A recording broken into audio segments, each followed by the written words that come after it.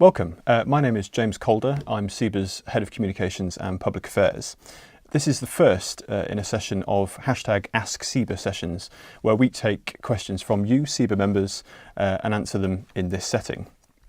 Thank you very much for all of the questions that have been sent through. We have a selection of them here today, covering off most of the bases. Mike, our first question is from Philip Chadwick from Anglesey Brewhouse, and he asks, our region is massive and our meetings are often held too far away. Is there any chance of a separate region for North Wales, or could North Wales be incorporated into Manchester, for example? Well, thanks, James, and thanks to Philip for that question. It's good for us to be able to have these sessions where we can answer some of these questions that are coming through from our members. It's long been discussed in SIBA about the issues around regional meetings, and one of the proposals that we're bringing forward is once a year we will now launch a regional forum, which will be a longer than usual session where our supplier associate members will run a small trade exhibition, almost like a mini Beerex in each region, and then we will have presentations from senior people in the organisation to give member businesses a really good reason why they would travel the miles and give up a day in the brewery or a day out there delivering or selling beer to come and hear more about what's going on with the organisation. As we get more and more members, we will no doubt once again look at the structure of the regions to see how that can be improved. But I think what I'd like to see is that we do have a focus once a year in every region on having a major regional forum, and then we would have other meetings during the year, which I guess could be organised in different ways, so that different parts of regions are meeting up sociably, so that they can talk through some of the issues to build on top of our formal way of doing it. Okay, so our second question is from Mark Walters, who is from Jail Ales Brewery in Derbyshire. He asks, as a small brewery, I do not see much evidence of SIBA doing anything to support me directly as a small brewer. And he mentions two things specifically. He mentions the cost of FSQ audits being the same across all sizes of brewery. And he also mentions the admin fee on Beerflex of £300 as being prohibitive. Mike, could you address those two issues directly, and also talk more generally about what SIBA is doing to genuinely help the smallest breweries? Great question from Mark, very important one. First of all, what we do in SIBA is we try and keep our membership fees as low as possible. So if you join SIBA, you're signing up to the benefits of the trade association. So, if members go and have a look on the toolbox, they'll see a whole range of different business benefits, from legal advice to the lobbying activity that we carry out on behalf of all independent brewers in our membership, and that's essentially what your membership fees pay for.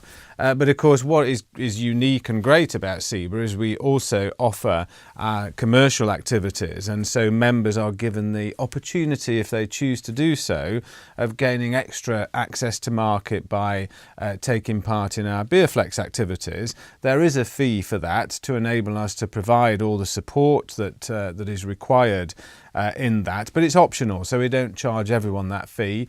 If that business works for your business, then obviously that's a great thing. You will get access to pubs which would normally be foreclosed to you. So if it works and it's worth the extra fees, that's something you need to look at as an individual business.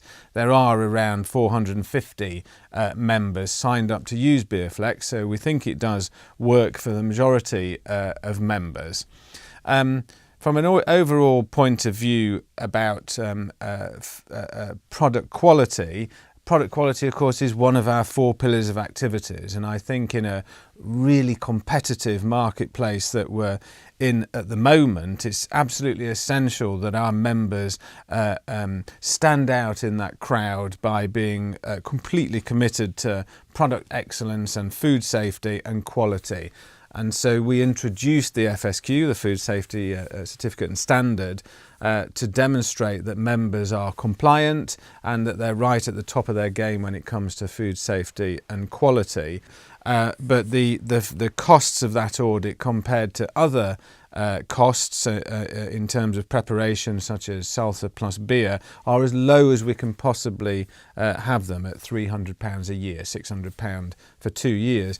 But also what we do is we do help our members by enabling them to pay those fees monthly, because we do want to, recognise the problems a lot of our members face, and we want to make that payment as easy as possible. So it would be great if sometime in the future we could have a system where those costs will come down, and obviously we are constantly looking at ways of achieving that. But at the moment we charge a fee for essentially what it costs SIBA to run the operation and pay the auditors.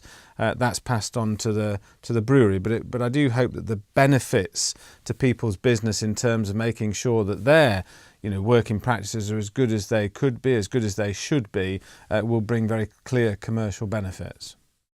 Okay, so our next question is from Adrian at Wishbone Brewery, and I just want to thank Adrian personally for sending in so many questions and being so supportive of AskSIBA. Thank you for that. He asks, what, in SIBA's opinion, is a fair cash margin per firkin into the pub trade and the wholesale trade? Thanks, Adrian. Good question. Important to all of our brewers, of course, because everyone wants to get prices for their beer that works for their businesses. The first point is people need to be aware of their costs so they can understand how they can have a mixed portfolio of prices to make their business work based on, they may have loss leaders going out to this part of the market, more profitable lines going out to this part of the market. If you don't understand your costs, you can't possibly achieve that. So in response to that question, I don't think it's for SIBA to say this is what the price should be. I think it's for each individual business person to decide how they can apply pricing based on their costs, based on their brand and what they've got to offer the marketplace, and that will create a sustainable business.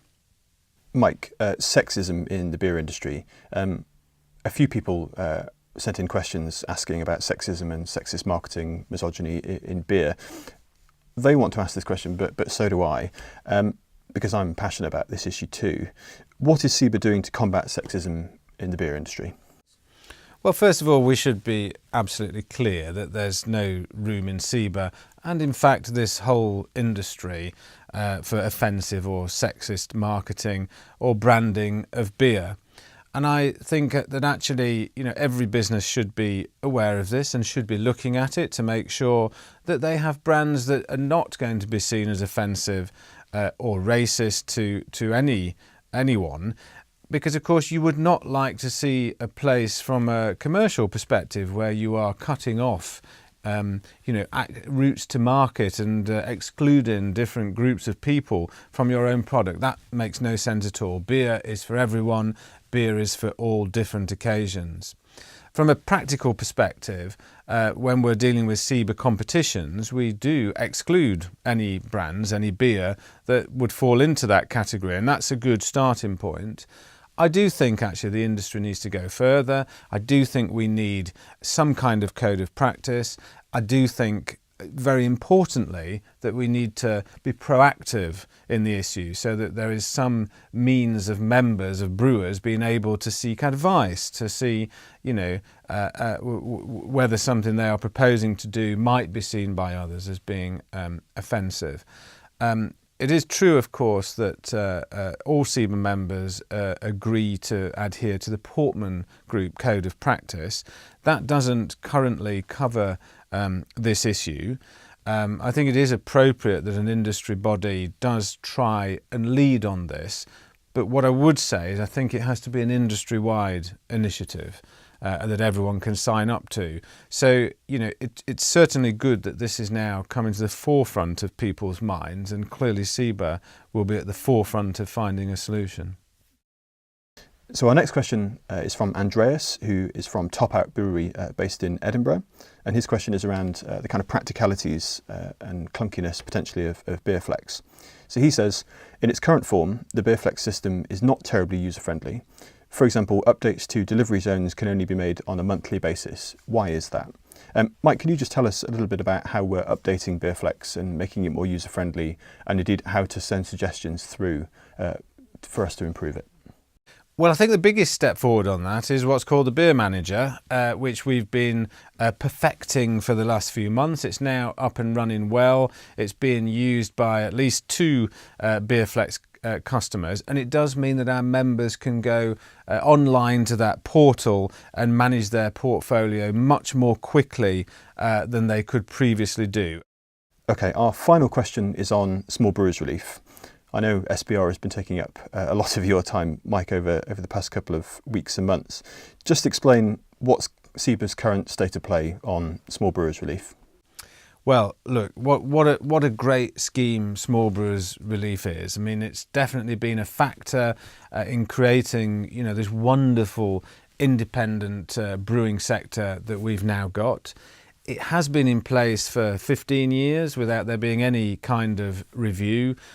During that time, the shape of the industry has changed, and we've seen so many more consumers embracing great British craft beer. So the first thing to point out is that it has been a very successful initiative. It's enabled hundreds of brewers to invest in their businesses, hundreds of brewers across the country, reaching out to every corner of Britain to be able to invest in their businesses, create new jobs, bring great beer to the people. And that's really, a fabulous government initiative that's worked extremely well.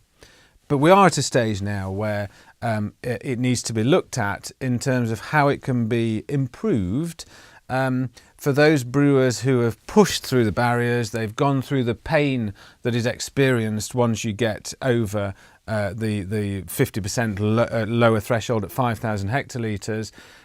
We need to look at the structure of it so that those businesses and others can continue to expand, and that's what we've done. So SIBA has brought in a new policy. That new policy, it looks complicated at first in terms of the shape of the curve of relief over 5,000 hectolitres. But actually the principle is just that without removing any of the relief given to smaller brewers below 5,000 hectolitres, that those above 5,000 right up to the permitted maximum of 200,000 hectolitres would get some benefit, which we think would be fairer from an investment and jobs point of view. So that's our new policy position. Again, there are full details of how that works on the members' toolbox. But equally, we have to recognise that we're not the only party with an interest in this. The Small Brewers Duty Reform Coalition was set up around a year ago. The members of that coalition are mainly bigger SIBA members and then a few others. The coalition has been successful in raising the issue with politicians up to ministerial level and with officials, so that what we do know from the debates on the run-up to the November budget is that politicians are interested and they do want to see some positive reform of this. And that creates us with an opportunity. It's an opportunity for us to collaborate and work with other parts of the industry to deliver a way forward on small brewers relief, which is united, which is an industry voice. It's been made quite clear to us that that's the only way we're going to secure reform. And secondly, that this window of opportunity created by that political interest is quite remarkable. We are, as a sector now, able to go back to government and say, despite all the pressures that they've got at the moment dealing with Brexit, that if we come up with something that can deliver the jobs and the growth that they want without enormous cost to government, that I think we will be pushing at an open door, and it's the right way for us to move that initiative forward. Okay, thank you, Mike, very much for the answers to those questions. We'll be repeating this process in about 2 or 3 months' time. So between now and then, keep your questions coming in. It doesn't matter what topic, what issue, #AskSIBA or ask@siba.co.uk. Thank you.